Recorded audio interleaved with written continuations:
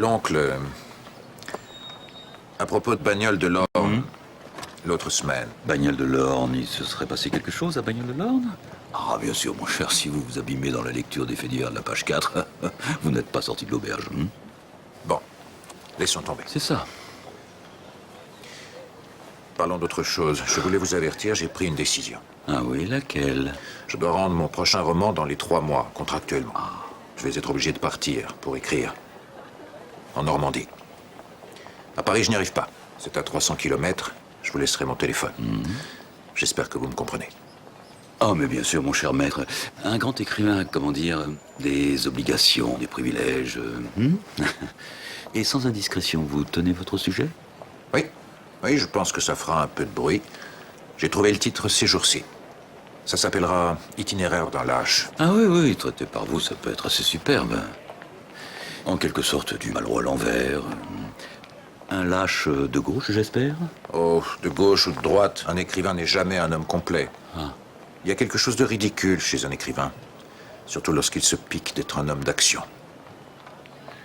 Eh bien, reposez-vous, détendez-vous, prenez vos 3 mois. Écrivez, quoi. C'est ça. Merci. Ah, dites, les choses avançant comme elles avancent, si vous ne voulez pas rater le grand feu d'artifice organisé avec le concours gracieux de l'armée française, tâchez moyen d'être à Paris avant la rentrée des classes. Hein? Je pense que ça risque d'être assez spectaculaire. Au revoir, mon cher.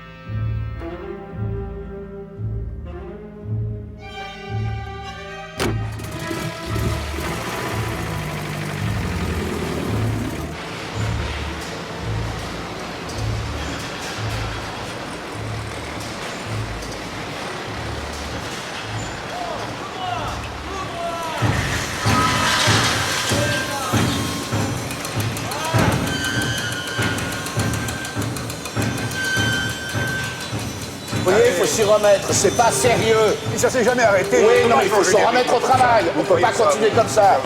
Allez-y, on en parlera. Bonjour. Bonjour, Gaulier. Tout va bien? Oui, messieurs, ça va. Il vient me dire que ça recommencera à bouger aux ateliers. Tout renchérit de nouveau, paraît-il. Vous avez lu tout de même. Évidemment. Mais tout ça se tient. C'est eux, c'est les communistes. Pourquoi est-ce qu'ils prendraient des gants maintenant? Blum est parti, le Front populaire et la légalité, c'est terminé. La grande Java, ça va commencer. Oui. Mais c'est pas de ça dont j'ai envie de parler. J'ai une nouvelle, Savary. On a le marché, j'ai signé tout à l'heure. Avec l'armée? Pour les moteurs de tank, les FC4? Oui, enfin, 2 séries de 400 pour commencer. Mais là, je dis ouf, Savary, ouf. Ça, on ne peut pas le retirer à Blum, au moins il a dévalué. Forcé, mais dévalué. Ça nous a relancé. Il avait voté les 4 milliards à la défense nationale. Je n'aurais pas négocié 6 mois pour rien avec la guerre.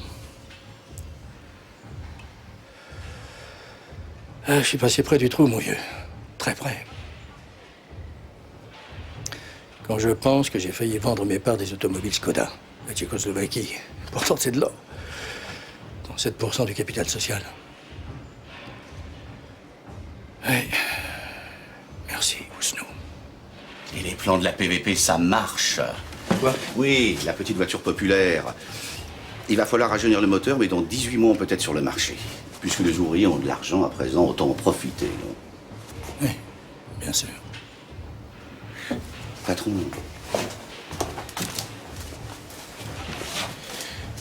Avez-vous, je n'ai pas l'habitude de me mêler de ce qui ne me regarde pas, mais là, vous faites semblant.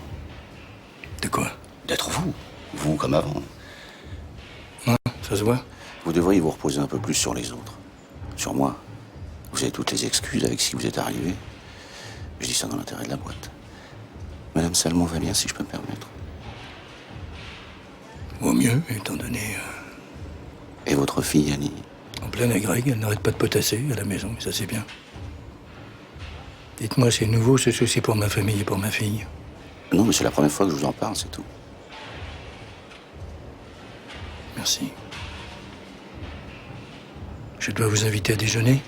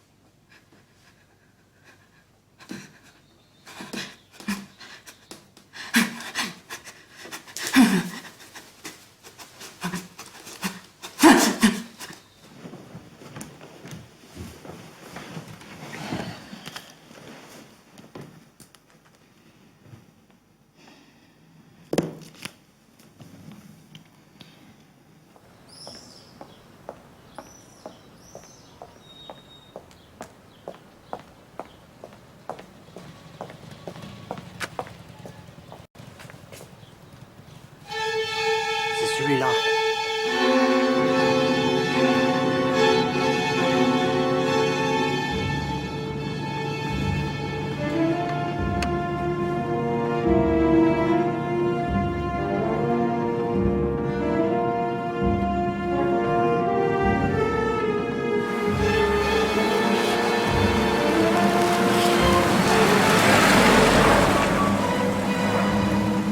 Alors, on se fait le bois de Boulogne? Une pipe à 300 balles, ça te va? Foutez la paix. Et moi je te dis qu'on va être donné de l'oncle. Il y a trop de flics partout qui nous reniflent le cul, on va être donné et tu le sais très bien. Il est où ton secrétaire? Il est parti avec tous les dossiers, il est où? Alors pour moi c'est clair, si on déclenche pas là, sous les 48 heures, on est cuit. T'entends? On est cuit. Alors qu'on est au complet. Et qu'on est prêt à tout. Merde! On est prêt, qu'on est prêt. Tu déconnes ou quoi? Ça sert à rien! Rien! Sans l'armée, on n'est rien, hein? Aide-moi. Bon, écoutez, sans l'armée, on n'est rien! Mais c'est vrai, filiole, là où il stat. Et alors? On les force! Moi, demain, je suis à Nice, je téléphone à la région militaire. Du Seigneur, vous faites votre boulot? De l'oncle, tu dis aux généraux que t'as la preuve que les communistes vont être dans la rue tout à l'heure, et ils déclenchent! Ils te l'ont dit! On les aura à l'intox, mais Fiole a raison, on peut plus attendre. Alors on est des cons! Des pigeons! Il faut toutes les cellules à poste demain dans la nuit, au bout d'un téléphone. Et ouvrir toutes les caches pour qu'elles s'arment. Tu vas pas te dégonfler tout de même? Tu veux qu'on vienne t'égorger chez toi? Pas moi. Bon, Edmond, qu'est-ce que t'en penses? C'est viable. Ou Pozzo? Alors si c'est viable, on vote et on décide.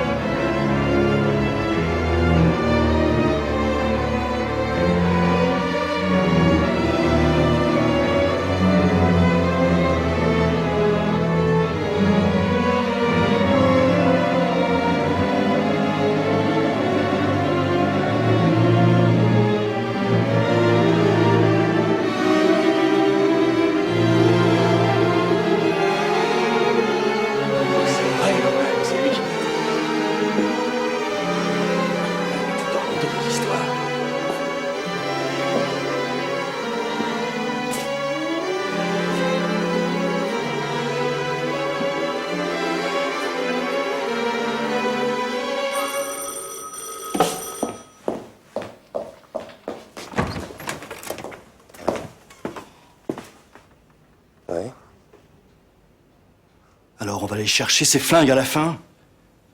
Ça y est. Ouais.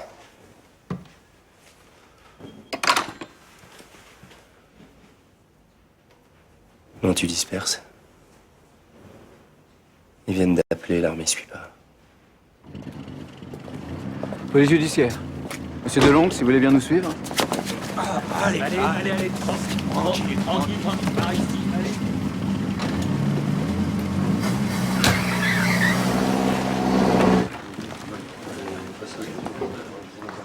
Messieurs, bonjour. Veuillez prendre place, s'il vous plaît. Je sais qu'il n'est pas d'usage de procéder à une conférence de presse au ministère de l'Intérieur et je vous remercie d'avoir répondu à cette convocation. L'affaire est d'importance. Je suis chargé de vous lire un communiqué de M. Marx d'Ormois. Ce communiqué, daté de ce jour, 23 novembre 1937, vous sera bien sûr distribué dès que j'en aurai terminé la lecture. C'est un véritable complot contre les institutions républicaines qui vient d'être découvert. Les investigations de la sécurité nationale et de la préfecture de police, qui déploient depuis des semaines une activité méritoire, ont abouti à la saisie d'un important matériel militaire. 20 mitrailleuses, 250 fusils mitrailleurs, des revolvers par milliers, des fusils de guerre par centaines, tout ce matériel étant abondamment alimenté en munitions. Sans compter les explosifs et les grenades.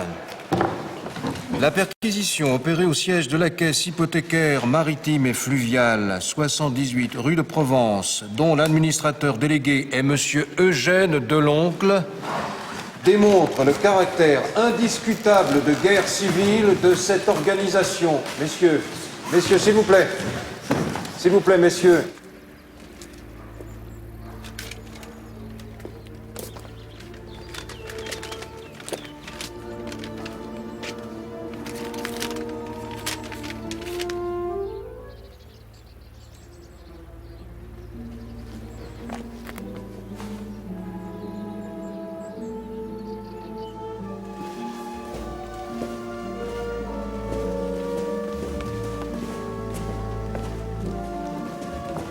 Ça y est, monsieur, il a téléphoné.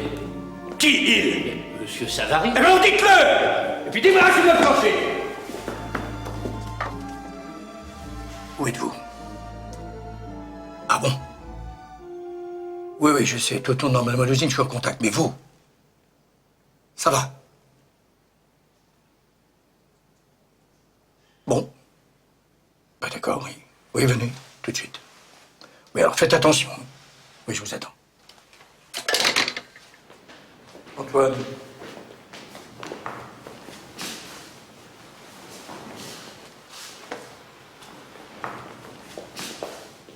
Quelle affaire? J'ai lu ce matin. Deloncle en prison, 2 seigneurs arrêtés, puis sans compter tous les autres. Et Pozzo di Borgo, c'est pour ce soir. Et comment vous le savez? Mouillé comme vous êtes, vous croyez planqué quelque part en province? Vous pouvez pas imaginer, mais une seconde, que vous m'appelleriez de votre bureau à l'usine. Quoi? Mais c'est ça? Eh ben oui, j'ai pris 2 jours, tranquille, pour réfléchir. Non, parce que tout ça est pour le moins emmerdant. Oh non. Comment ça, non? Non, mais peut-être pourrions-nous parler dans un endroit plus tranquille. Oui, bon, là-haut.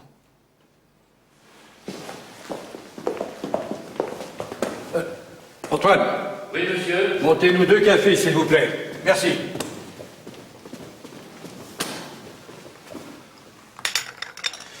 Non, ce n'est emmerdant ni pour vous ni pour moi. Et mon bureau, je l'ai réintégré très tranquillement. Vous êtes le seul qui pourrait m'en virer. Mais je comprends pas, toi, là, il y a des choses qui m'échappent. Non, mais vous et moi sommes totalement hors du circuit, hors de cause. Parce que je sais qu'il n'y a pas eu de comptabilité. Et je suis sûr que ni Deloncle, ni du Seigneur ne parleront d'argent. Et même moi, vous imaginez bien que je ne vais pas vous mettre dans le bain. Vous aurez perdu 1 million, voilà tout. Bon, je suis venu pour tout expliquer. Expliquons. Oui, j'aimerais bien, oui. Non mais attendez, d'abord, sachez que je n'ai changé sur rien. Quand je vous ai amené à Deloncle, j'y croyais dur comme fer. Vraiment. Oui, bon, faut que je vous raconte une histoire. Le principe voulu par Deloncle, c'était que chacun d'entre nous reste apparemment dans son mouvement d'origine. Faire semblant pour moi de rester chez les Croix de Feu, par exemple. Donc, il y a 3 mois, réunion Croix de Feu, j'y vais. Larocque est là, en colère, mais alors vraiment en colère, et il nous fait un discours, sous le sceau du secret le plus absolu, bien entendu. Comme quoi, on allait essayer de nous débaucher, nous, les Croix de Feu, et qu'un complot était en train pour renverser la République. Un complot qu'il appelait, tenez-vous bien, la cagoule. Vous, moi, le Czar. Ouais, c'est donc ça, les titres dans les journaux. Et parfaitement. Et moi, je me dis, si Larocque s'ouvre aussi facilement de l'affaire à ses militants, c'est qu'il y a beaucoup de gens qui savent, qui ne devraient pas savoir, que notre barque est en train de prendre l'eau et par beaucoup de trous. Donc la police sait. Donc le coup de balai est inévitable. Je donne 2 ou 3 coups de sonde, j'ai raison. Or, il se trouve qu'un ami à moi, un polytechnicien aussi, est une huile. Une vraie. À la préfecture de police. Républicain, mais pas sectaire, j'ai donc décidé d'aller le trouver. Il y a 2 mois. Ça n'a pas été facile. Et il m'a confirmé que les flics savaient presque tout depuis des semaines. Sur moi, par exemple. Non, sur vous, rien. Alors, il m'a mis le marché en main. Dans le coup de balai, où j'étais balayé, où j'étais du côté du Manche. Voilà. Et vous avez été du côté... Ah oui, du côté du Manche. Oh, au minimum. Ça n'a pas été loin.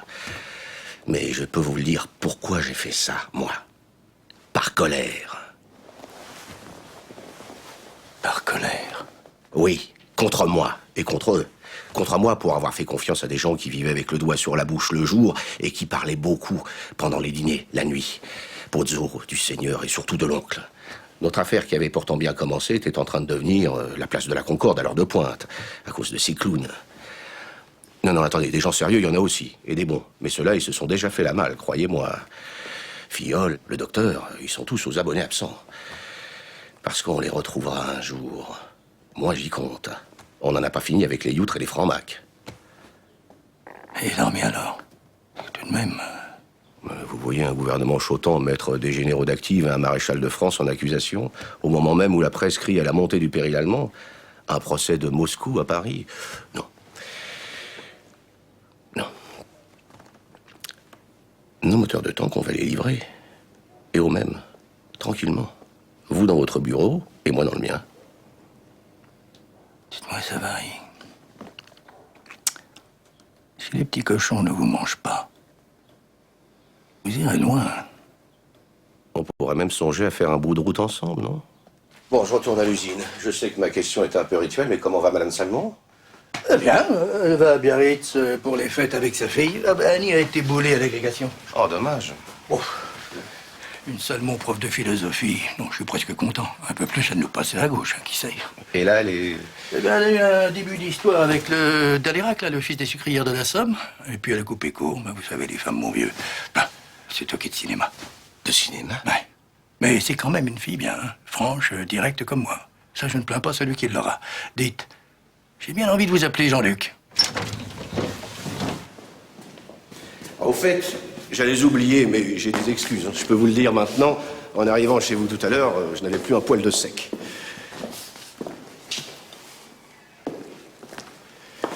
Le polytechnicien dont je vous ai parlé m'a fait consulter pour avis une liste d'adhérents qu'ils ont trouvés chez Deloncle. En clair, l'imbécile. Ah non, j'ai pas pu les aider. Vous savez bien comment c'était chez nous. Compartimenté. Enfin bref. Et il y a un ami intime à vous dans le paquet. Le Ken, l'écrivain. Oh, simple adhérent, groupe dit de l'ambassade d'Auvergne, rue Saint-Lazare. D'après la taupe qu'ils avaient infiltrée là-bas, il s'est tenu très tranquille, au point qu'il n'était pas là le grand soir. Ça les a bien fait rigoler à la préfecture. Lequel? Qu'est-ce qu'un auteur célèbre va faire chez les bougnats? On se le demande. Ils ne vont même pas se donner le ridicule de l'interroger.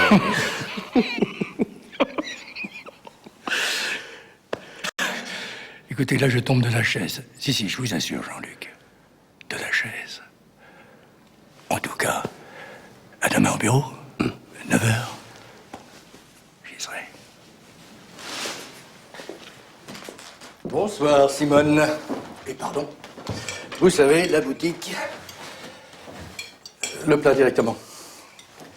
Dites-moi, Robert, enfin, le Ken, vous avez eu des nouvelles? Pourquoi? Mais parce que toutes ces années, vous avez eu beaucoup plus de contact avec lui que moi, non? Aux dernières nouvelles, il était toujours en Normandie, je crois. Il finit son roman. Et depuis 3 ou 4 jours, il ne vous a pas téléphoné? Il ne vous a pas semblé, disons, un peu perturbé? Si. Eh bien, dites-lui de ma part, et de la vôtre, bien entendu, qu'il ne risque absolument plus rien à Paris. Mais alors là, vraiment, rien. Et je tiens ces renseignements de la meilleure source qui soit, croyez-moi. Mais, François, je... Et puis alors, surtout, mais qu'il passe nous voir dès qu'il sera rentré. C'est tout de même un événement qui mérite que nous le fêtions, ensemble. Non?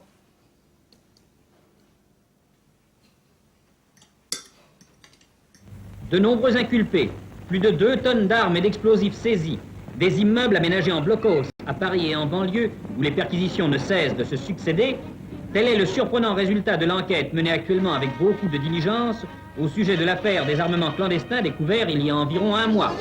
De leur côté, les Parisiens apprennent à utiliser leur nouveau week-end et la forêt de Sénart toute proche recèle des trésors, parmi lesquels le célèbre vélodrome de Brunois, où sur des vélos aux formes et aux roues biscornues, d'apprentis virtuoses essaient de rouler droit.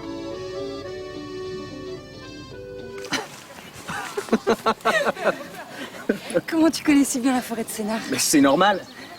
Mes vacances à moi, ça a toujours été la banlieue. Ils sont drôles, mes vélos, hein. Superbe. Mais qu'est-ce que j'ai fait rire. Avec mon père et ma mère, on n'a jamais eu un sou pour aller plus loin. Alors tu penses bien qu'avec la Greg, la mer, pas question. Front popu ou pas le temps. Enfin, ça y est. La Greg, je l'ai. Et toi, tu regrettes pas? Non, bien sûr. Mais quoi, on n'en meurt pas. Aujourd'hui, je suis bien dans l'herbe et j'en profite. Ah, les loisirs prolétariens, ça a du charme.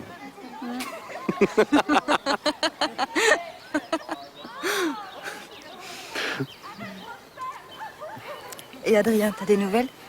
Je m'inquiète un peu, il m'écrit tous les mois et... Et?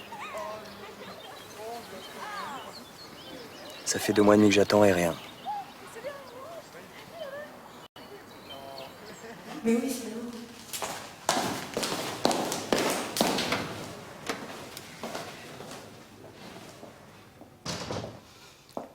S'il te plaît, Nanette, s'il te plaît. Simone.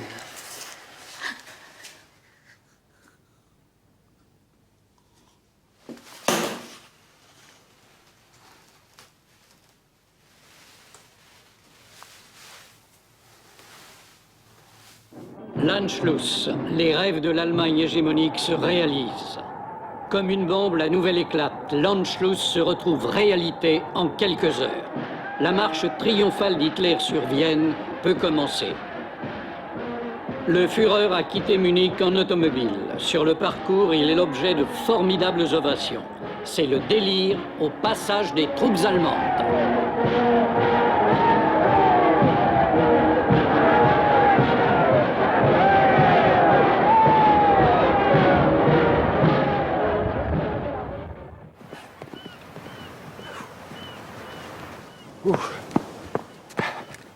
Froide. Trop froide. Ah, la Manche en juin, c'est la solitude. Certes. Mais je me suis laissé dire que depuis Bloom, Deauville hors saison est devenu infréquentable.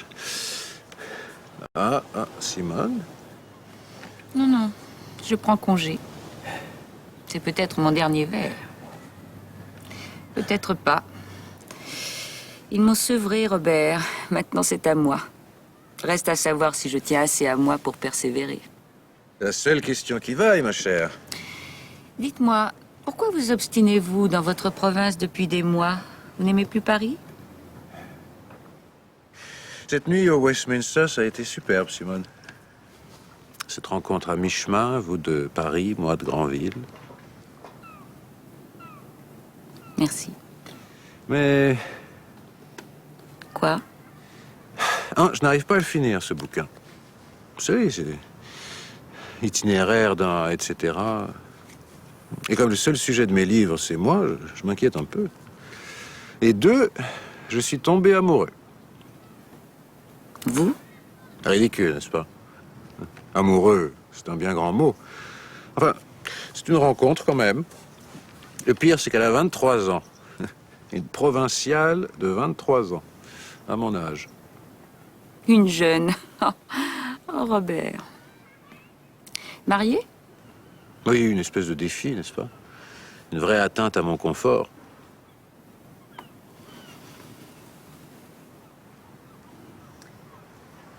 Ah, Simone, s'il vous plaît. Quoi? Vous ne pouvez pas savoir le regard que vous venez d'avoir sur votre verre, là, il y a une minute. C'était beau. Pourriez-vous me regarder pendant 5 secondes avec la même affection que vous avez eue pour lui?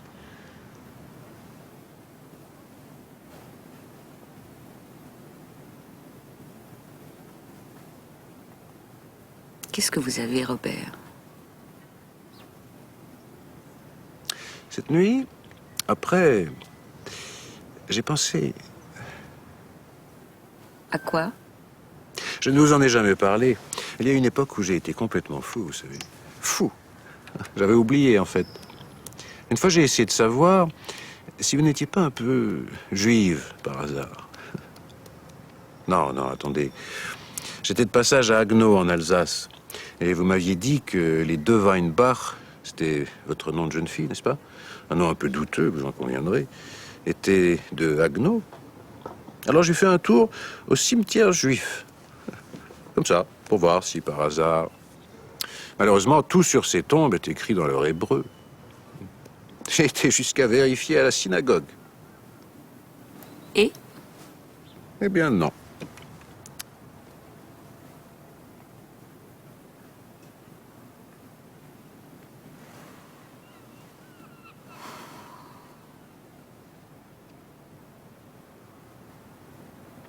Nous ne refont plus l'amour, n'est-ce pas?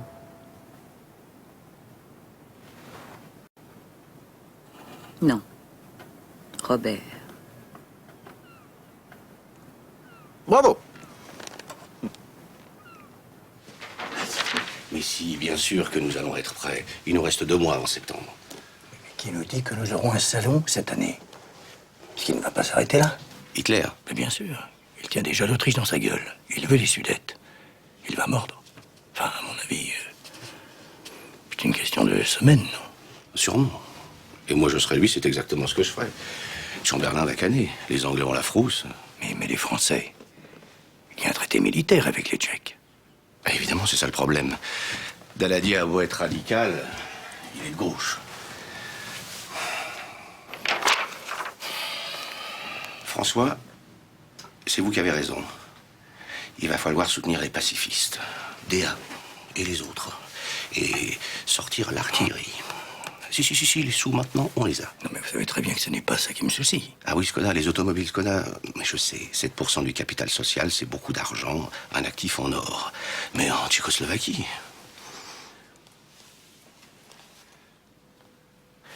il n'y a qu'à prendre des garanties.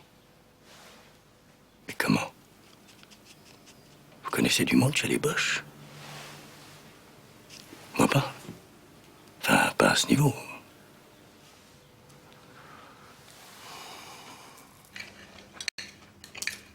Oui. Que fin en affaire à ce point, je ne m'y attendais pas. Donc que Jean-Luc soit excellent ingénieur, c'est normal puisqu'il sort de l'X. Je le payais assez cher pour ça. Mais là, je découvre un vrai politique.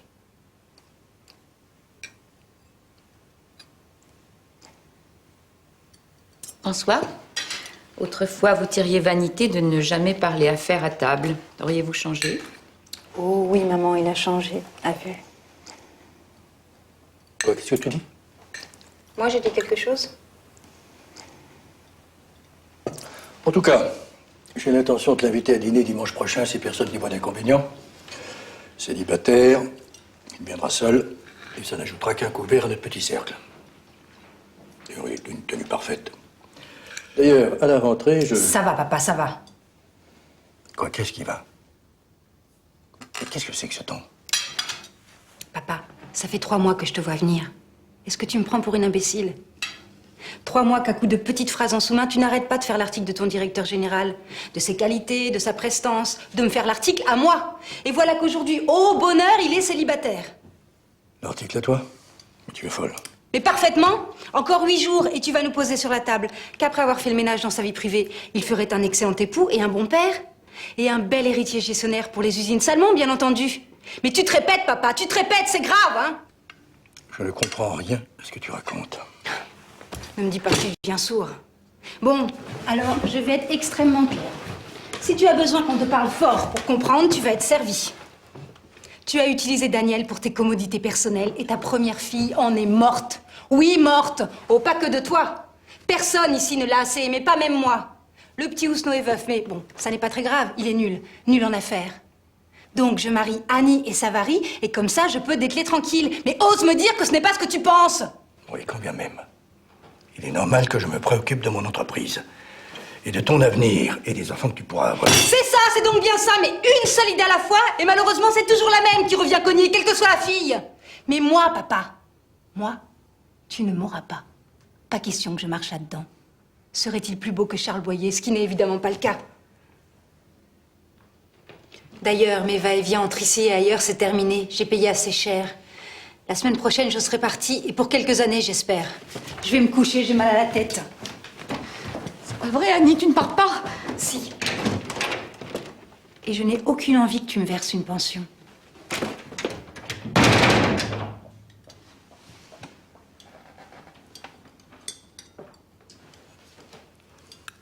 Toujours dit qu'il ne faut pas que les femmes fassent des études supérieures.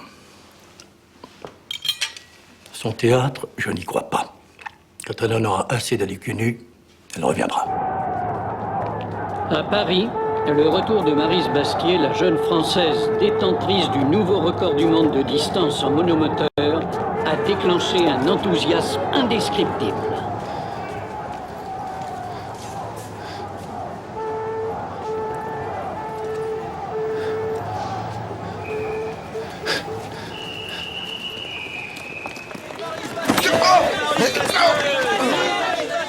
Adrien! Excuse-moi. Excuse-moi. Ça va. Ça va. Donne-moi ton sac. Ça va, je peux marcher. Tout va bien, Ellie. C'est vraiment du bol avec toute cette foule pour l'aviatrice, là, j'ai cru que j'allais te rater. Ah bah ouais, c'est vrai que je reviens de Perpignan, moi aussi, ouais. Je suis vraiment content de te voir. Quand j'ai reçu ton mot, j'y croyais pas. Je t'ai trouvé une piole meublée, place Dominique. Doucement, doucement. Avec le métro, c'est tout près. On y va? Évidemment, on y va, imbécile. Où tu veux que j'aille? Regarde-moi. Ça, j'ai eu du bol. Je suis sorti quasi dans la botte à la Greg, Adrien. Lycée Charlemagne. Ça, comme lycée, c'est pas... Bon, Adrien, je peux te dire la vérité? Surtout, ne me dis que ça, mon vieux. La vérité, c'est que j'ose rien te demander, voilà.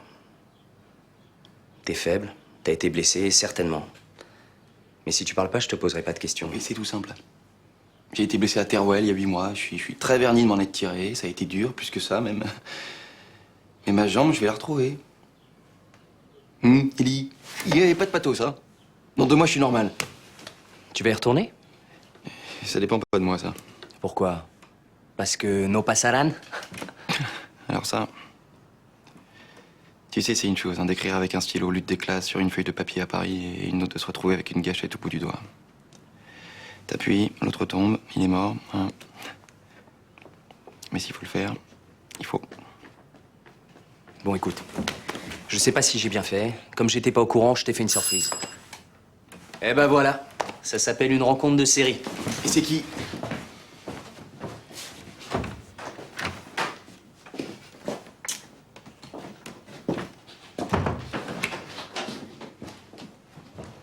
Bonsoir, Adrien.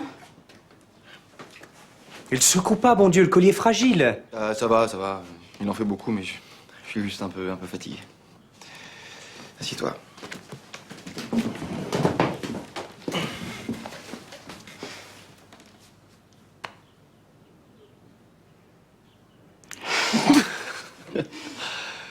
Je suis content de te voir.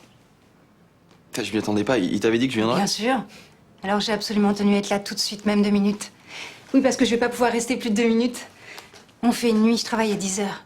Mais tu ne peux pas savoir, il ne t'a rien dit. Eh bien, la grecque de philo, je ne l'ai pas eue. Et comme je ne voulais pas rester chez moi et le monde de chez moi, tu vois ce que c'est.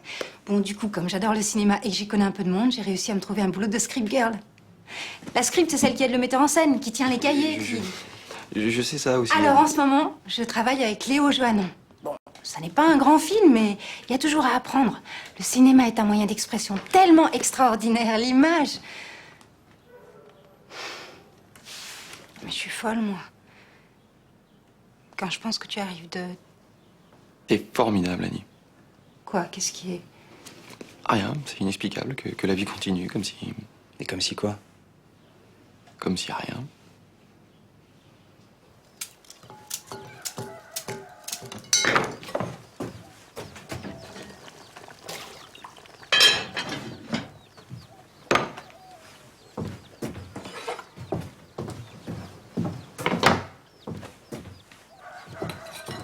Tu te fatigues, maman, tu devrais pas.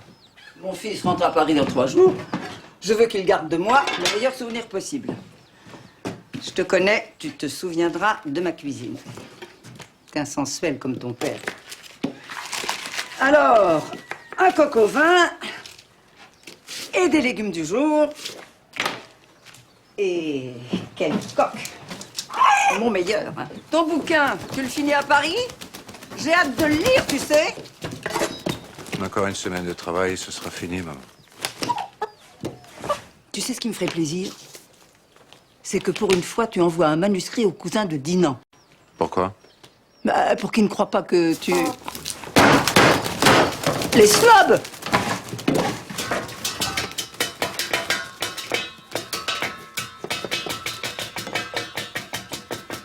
Tu le feras? Tu m'as entendu?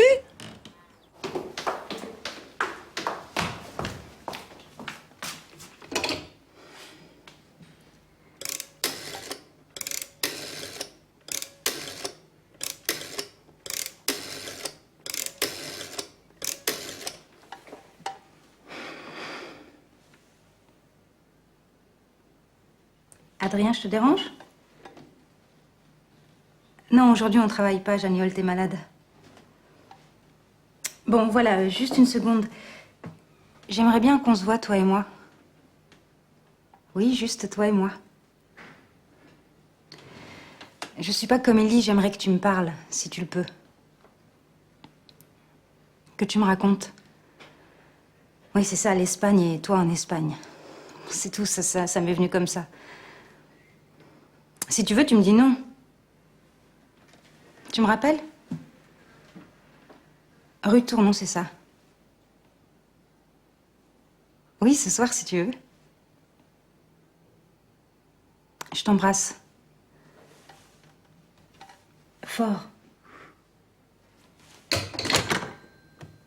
Un concert. Moi qui ai toujours coupé la musique. Des quatuors de Haydn. Ah, ça promet d'être un furieux coup de barbe. Moi non plus, je n'aime pas François, mais maintenant que j'ai fait ce qu'il fallait, c'est indispensable. Abetz, il s'appelle Otto Abetz, les amitiés franco-allemandes. Le concert, c'est eux. Mais attention, ils ont tout le poids de leur gouvernement derrière. Pierre Benoît, Paul Morand, du vrai linge. Après le concert, il y a un verre. C'est De Brinon qui fera les présentations.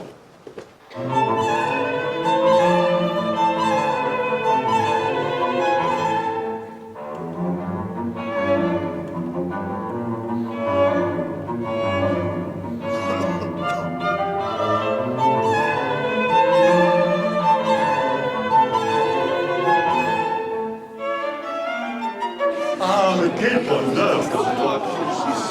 Quel bonheur. C'est extraordinaire. Mais ça fait très longtemps que je ne vous ai pas vu.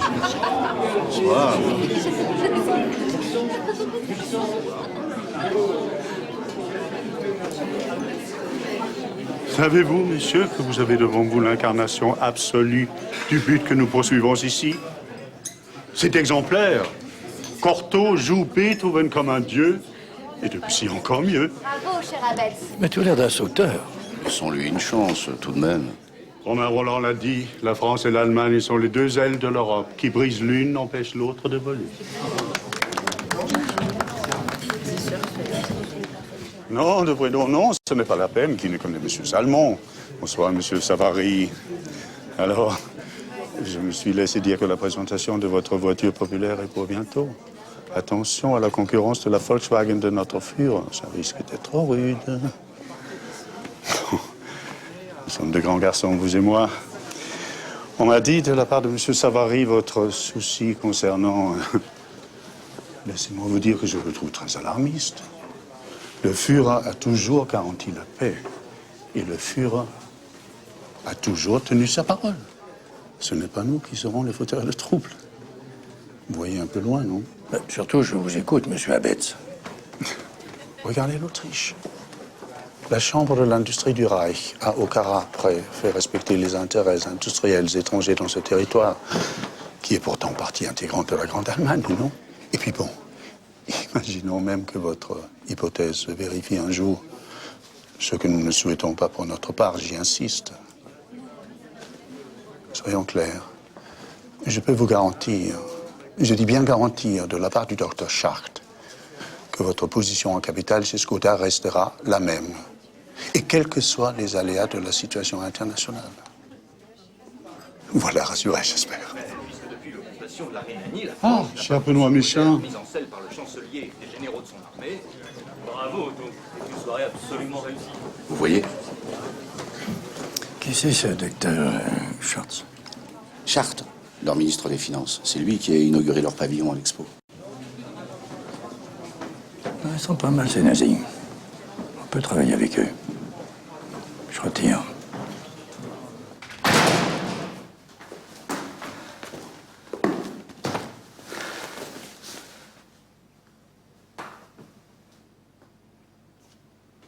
Je vous attendais. J'ai reçu un coup de téléphone de la mère de Lequen. Il est mort, suicidé au Véronal. Il n'a rien laissé, pas d'explication.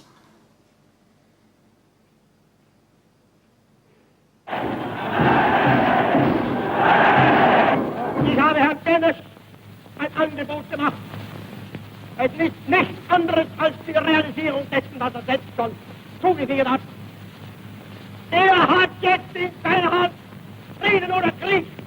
Er wird entweder dieses Angebot jetzt akzeptieren und den Deutschen endliche Freiheit geben, oder wir werden diese Freiheit uns jetzt holen. Eh ben pourquoi tu fais la gueule? Un dîner à 3, c'est plutôt bien, non? C'est cette histoire d'attacher l'ambassade d'Allemagne revolvérisée par un juif, t'as lu? Oui. Grinchpan. Et ben moi j'ai peur que... Que quoi? Que ça fasse du bilan en Allemagne. Déjà qu'ils crient mort aux juifs sans qu'on fasse rien. Si on se met à tirer nous aussi. Ellie, ce soir c'est la fête et on est en France. Où je l'ai mis cette bouteille, moi? Un Bordeaux, mon vieux, vu le prix, ça doit être du premier choix. Annie m'a dit qu'elle nous faisait une daube. Ça va avec, un bonheur. On va pas lui faire rater sa crémaillère. Tu sais que je l'ai regardée travailler? Elle est capable de devenir une foutue cuisinière, elle, hein? Ellie, les fascistes sont capables de tout maintenant. Hein. Après Munich, tu penses, ils sont rentrés comme dans du beurre. Là. Non, la démocratie parlementaire, ça va. Heureusement qu'on est là et qu'il y a Staline et l'URSS pour limiter la casse. Eh ben la voilà. On retourne chez Annie. Maintenant, c'est évident. Ça va être armée contre armée. Tu crois que c'était le moment pour Staline de faire un procès à ses généraux? Torres l'a dit, hein. Tukhachevski est un traître à la classe ouvrière. C'est un traître, c'est tout. Mais oui, maman. Je file à la séance et je suis là à 6 heures. Grinchpan, Tukhachevski, les communistes, les fascistes, les nazis, Munich. Tout ça était bien trop compliqué pour moi. Pour moi, la vie, c'était l'école et le cinéma du jeudi après-midi. L'école plus le cinéma, et puis encore le cinéma plus l'école. Et ma guerre, c'était celle, mais complètement irréelle, des Marx Brothers sur un écran de mon quartier.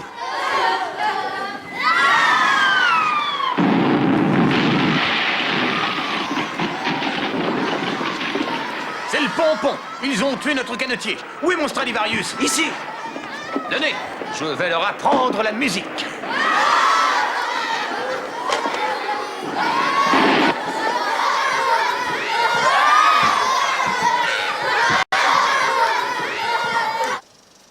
Bobine de 10 minutes après bobine de 10 minutes, les heures, les jours, les semaines se déroulaient implacablement.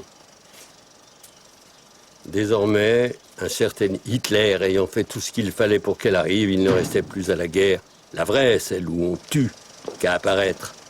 Le 1er septembre 1939, à 5 heures du matin, traité germano-soviétique dûment paraphé entre Hitler et Staline, les armées allemandes envahissaient la Pologne. Il ne restait donc plus, après une courte attente, à Savary et aux automobiles Salmon qu'à engranger les commandes des mêmes armées allemandes dans une France défaite, occupée et résolument cagoularde, ce qu'ils ne manquèrent pas de faire de 1940 à 1944. Et à la libération, l'épuration ne devait les atteindre que très marginalement, Salmon et Savary ayant parfaitement su donner à temps les gages nécessaires à la résistance intérieure. Mais ceci est une autre histoire. François Salmon mourra d'un transport au cerveau dans sa voiture en mars 1951. Robert Lequen, suicidé en 1938. On parle d'une future édition de son œuvre complète à la Pléiade dans les années 2030. Simone Salmon, elle, atteinte d'une polynévrite alcoolique plantaire, survivra jusqu'en 1959. Daniel Salmon, suicidé. Annie Salmon, seule héritière, sera rachetée par une firme américaine en 1967. Elle décédera à Atlanta en 1991. André Brosset continuera, lui, sans encombre, sa carrière de grand éditeur. Jean-Luc Savary aura l'honneur d'être pressenti comme secrétaire d'État au commerce d'un des gouvernements de la Ve République. Elie Mandelbaum a été déporté à Auschwitz, où il est mort. Adrien Gérard, résistant FTP, entrera au comité central du Parti communiste français en 1950 et sera exclu après Budapest en 1956. Quant aux hommes de la cagoule, dont nous avons évoqué quelques-uns, par exemple, nous n'avons mis à l'image ni Corrèze ni Jeantet, certaines de leurs destinées sont connues. Eugène Deloncle, collaborateur de choc, fondateur de la Légion des volontaires français contre le bolchevisme pendant l'occupation, sera exécuté par la Gestapo au moment d'aborder un virage difficile vers l'Angleterre et la résistance. Joseph Darnan s'affirmera après la débâcle de 40. Il fondera et dirigera la milice, outil de répression essentiel du régime de Vichy.